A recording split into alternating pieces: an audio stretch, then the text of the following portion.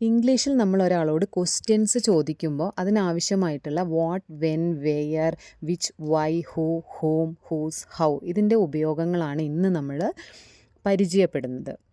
അതിലാദ്യത്തേതാണ് what. What എന്ന് പറഞ്ഞാൽ ഒരു തിങ്ങിനെ അല്ലെങ്കിൽ അഥവാ ഒരു ആക്ഷനെ കുറിച്ച് നമ്മൾ ഒരാളോട് ചോദിക്കാൻ വേണ്ടി ഉപയോഗിക്കുന്നു. വാട്ട് ഈസ് ദീസ്, ഇതെന്താണ്? വാട്ട് ഈസ് ഹീ ഡൂയിങ്, അയാൾ എന്താണ് ചെയ്യുന്നത് എന്നൊക്കെ നമ്മൾ ചോദിക്കാൻ വേണ്ടിയിട്ടാണ് വാട്ട് ഉപയോഗിക്കുന്നത്. അടുത്തതാണ് എപ്പോൾ, when.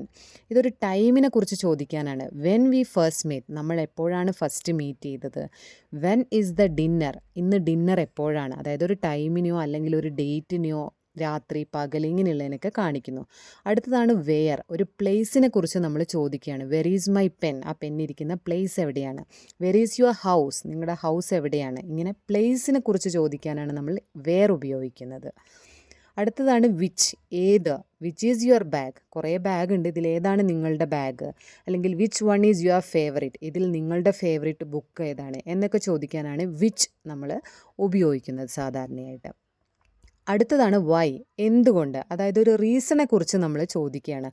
Y is the sky blue, sky എന്തുകൊണ്ടാണ് ബ്ലൂ ആയിരിക്കുന്നത്. Why did she leave early, അവൾ എന്താണ് നേരത്തെ പോയത്, അതിനൊക്കെ ഒരു കാരണമുണ്ട്, ആ കാരണത്തെക്കുറിച്ച് ചോദിക്കുന്നു. ഹൂ എന്ന് പറയുന്നത് ഒരു പേഴ്സണെ കുറിച്ച് നമ്മൾ ചോദിക്കുകയാണ്. ഹൂ ഈസ് ദെയർ, അവിടെ ആരാണുള്ളത്. ഹൂ വോൺ ദ ഗെയിം, ആരാണ് ഈ ഗെയിം വിൻ ചെയ്തത് എന്നൊക്കെ ചോദിക്കാനാണ്. അതായത് ഒരു പേഴ്സണെ കുറിച്ചുള്ള ക്വസ്റ്റ്യൻസിന് വേണ്ടിയിട്ടാണ് നമ്മൾ ഹൂ ഉപയോഗിക്കുന്നത്. ഹൂം, ആരെ, അതായത് ഒരു ഒബ്ജക്റ്റിനെ കുറിച്ച് ചോദിക്കുകയാണ്.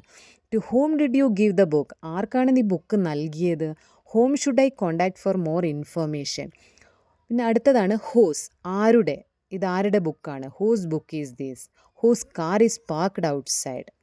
അടുത്തതാണ് ഹൗ, എങ്ങനെ. How did you do that, നീ എങ്ങനെയാണ് അത് ചെയ്തത്. How was your day,